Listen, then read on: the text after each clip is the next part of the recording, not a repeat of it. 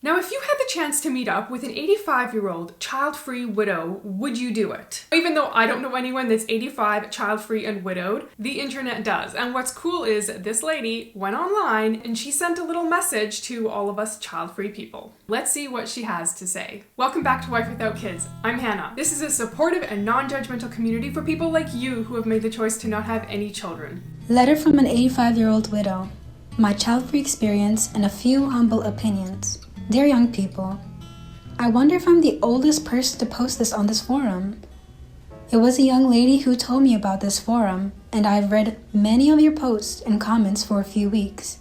Many have made me smile, some have made me wince. She could very well be one of the oldest people to ever post on a forum. She's 85 and using modern technology. I think that's incredibly impressive. It appears to me, many of you are here to validate your life-changing decision. Finding people similar to you is important. It's true. We as human beings like to be validated in the decisions that we're making, especially if we're making a decision that kind of goes against the norm or what is commonly done by people, such as making the choice to not have any children. So can I just say, from my experience, your decision is a good one. And if you want to know why I think that, please give me 5 minutes of your time. I would still make the same decision, even if I wasn't validated, but it's nice to hear from an 85-year-old lady that, hey, you're making a really good decision. I was married for just over 50 years. We bucked the norm and did not want kids. In those days, we said, we are trying for a few years, and then we cannot have kids. Case closed. That's incredible. She's married over 50 years. I feel like it's less and less common to be married. I think we probably will see less and less of that as our generation gets older. It was our personal secret.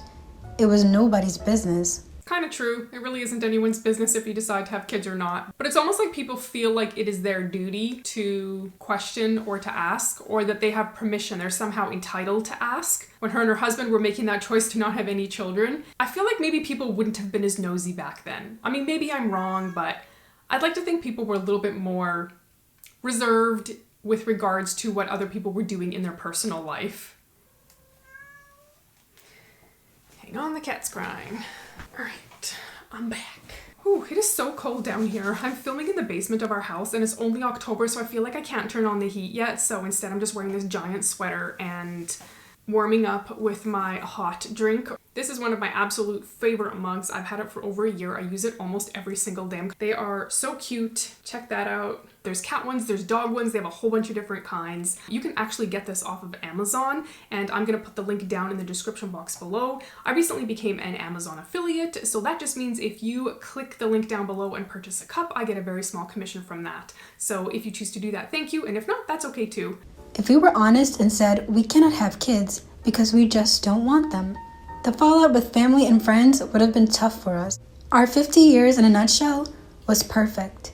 Good jobs, no money worries, followed our interests and hobbies. He had many friends and many lovely nieces and nephews. I like the sound of that. That sounds pretty good. I mean, I don't think everyone's life is perfect. I mean, life can be perfect, but people can still have challenges. But I think life overall is going to be a little bit more smooth flowing and relaxed, and there's going to be a lot of things you're not going to worry about if you don't have children.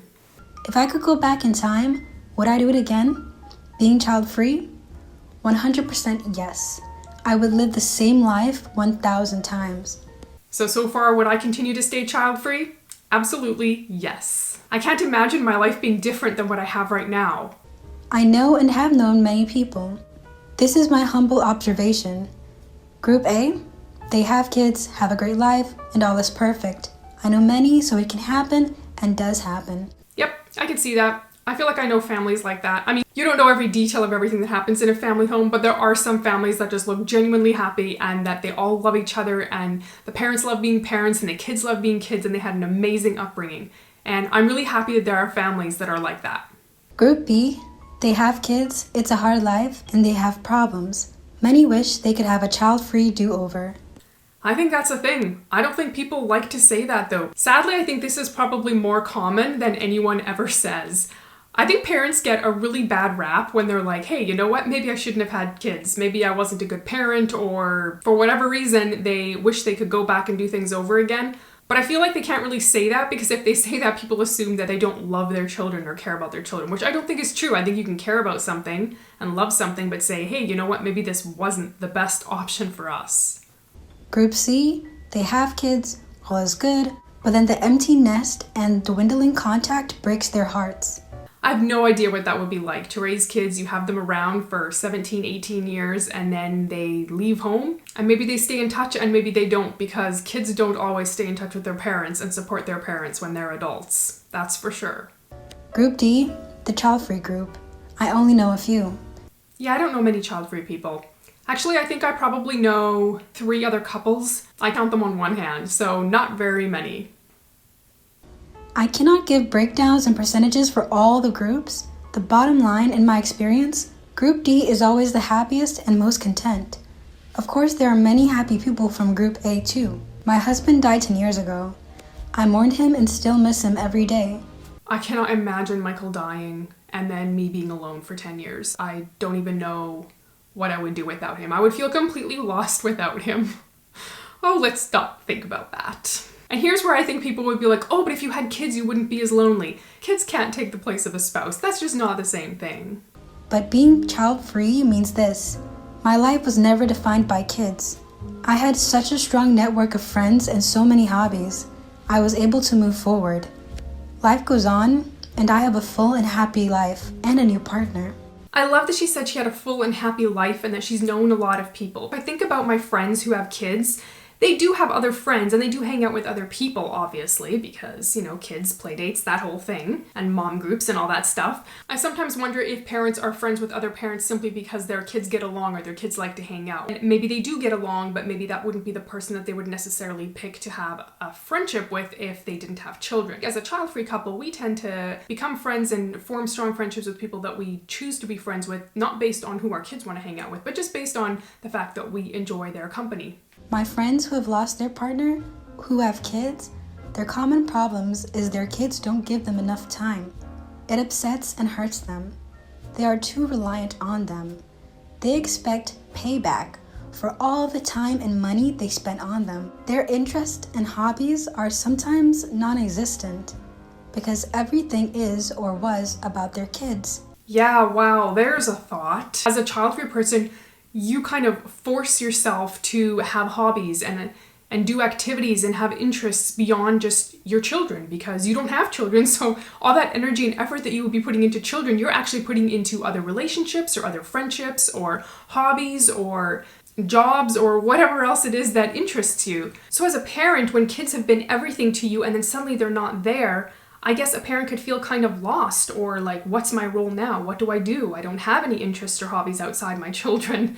I think that's probably pretty normal when you've poured that much of yourself into a small child and now they're grown up doing their own thing and you're left with a lot of time on your hands. One friend said this, which I never forgot.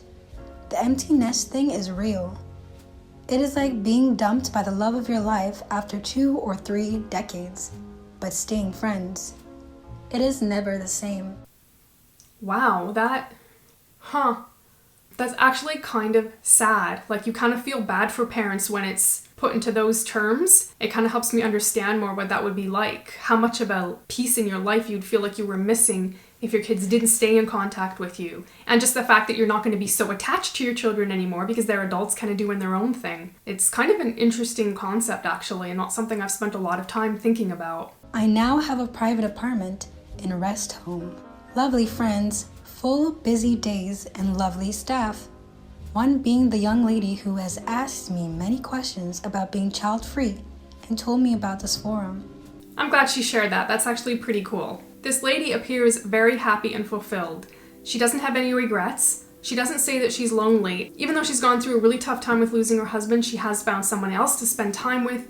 I think that's a pretty good indicator of where some of us child-free people could find ourselves someday, still living a full life, in spite of the fact that we've made the choice to never have children. But you know what? Sometimes child-free people do feel alone because they feel like nobody understands them and nobody supports them. I made a video all about this that I hope you will find helpful. You could check it out right here.